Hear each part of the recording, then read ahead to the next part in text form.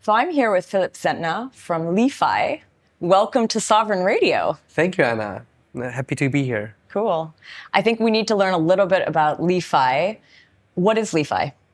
LI.FI is a multi-chain liquidity aggregator. So essentially, we have fragmented liquidity across so many ecosystems and chains, right? And there are new L2s coming.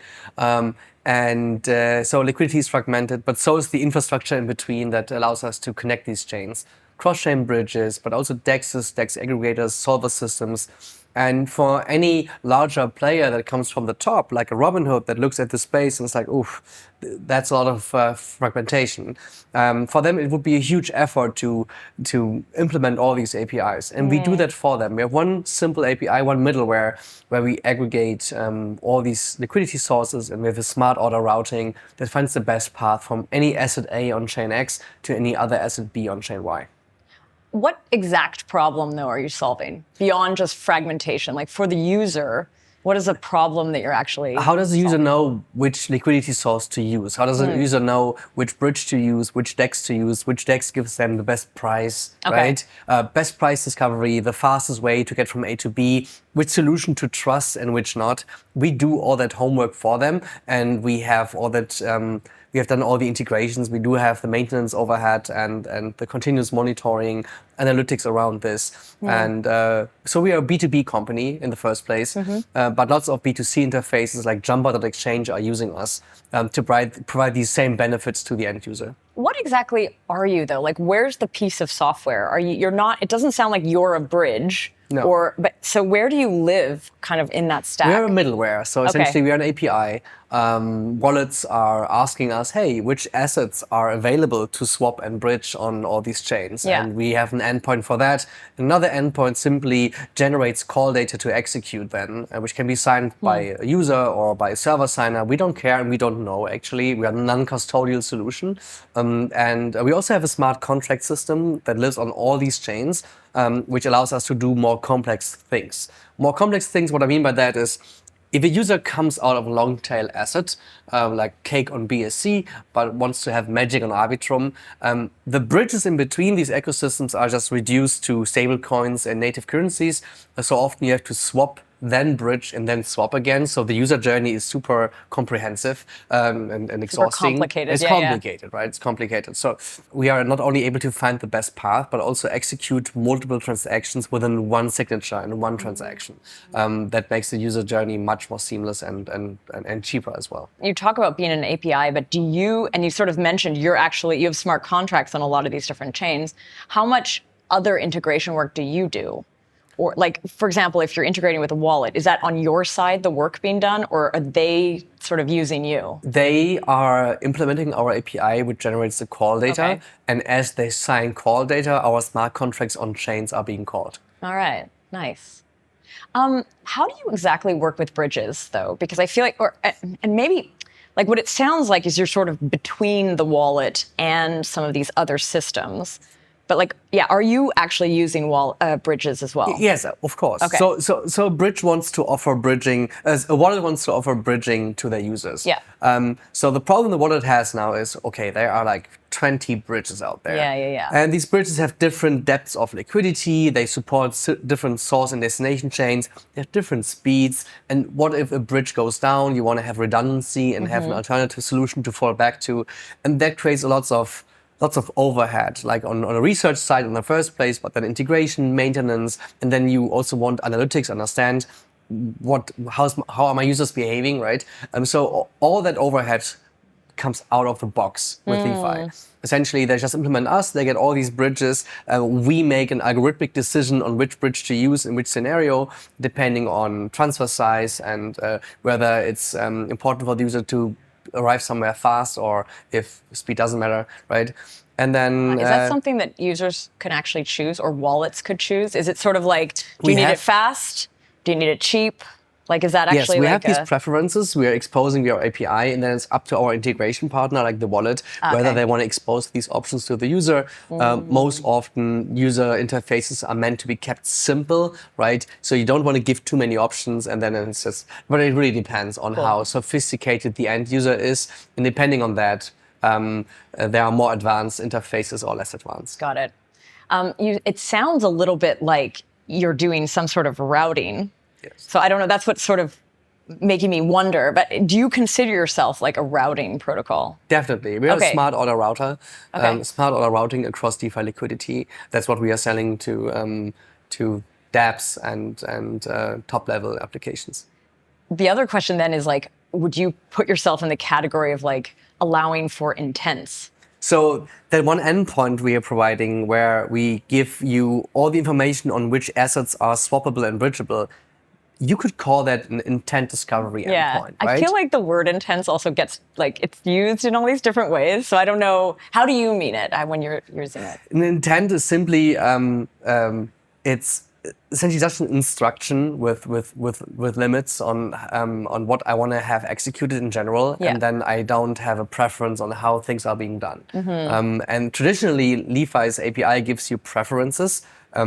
If you want, you can simply don't show these preferences to the user, programmatically pick one of the solutions, like the cheapest one, for example. Yeah.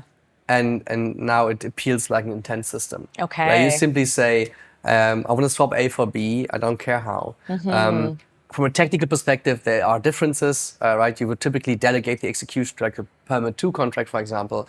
We don't offer that yet, but soon. But no pressure. Like, according to our clients, the demand for the intent system, how people are envisioning it, is not there yet. But we are well positioned to actually go in that direction, yes. Can you share some of the partners or like projects that are already using LI.FI, like stuff like the wallets, the bridges, the chains, just so we get a sense for kind of like where people might already see you?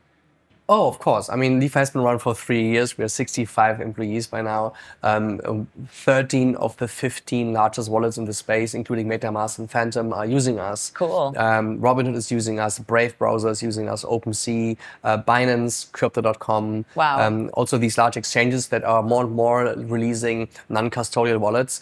In all these non-custodial solutions, we are implemented. Interesting. Do you in any way put yourself in the same category as like Wallet Connect? No, Wallet Okay. Connect does something different. Very different. We work closely to that team, though. Okay, cool. I think you mentioned some of the wallets, but what about like the bridges? We support around 17 bridges right now. Okay. So from Stargate to Across, Seabridge, Connext, Hop, Hyperlane? Symbiosis. Hyperlane is a messaging bridge. Oh, okay. So technically that's something different. It sends data back and forth and not value transfers. But there is, I think they're currently developing a liquidity network on top. We would implement that liquidity network.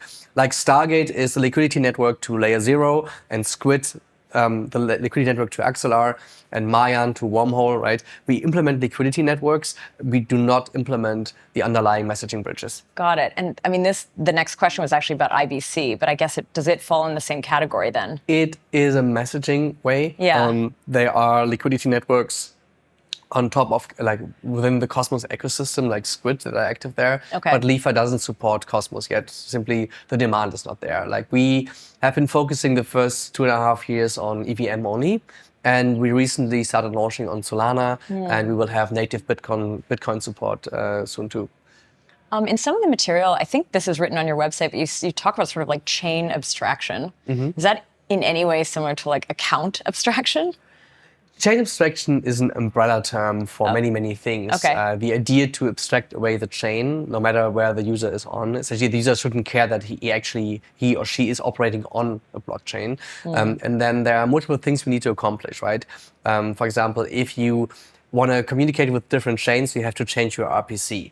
We should abstract that away, right? Yeah, that's so first annoying. thing, right? So you don't need to change that. Yeah. Next thing would be, managing your account and signing off any transaction is just exhausting and it's a bad user experience. So we should abstract your account management away. That's account abstraction. Yeah, so yeah, now we can simply allow other people to employ things like social recovery, if I lose my passphrase, whatever, all these things, right? So we have account abstraction.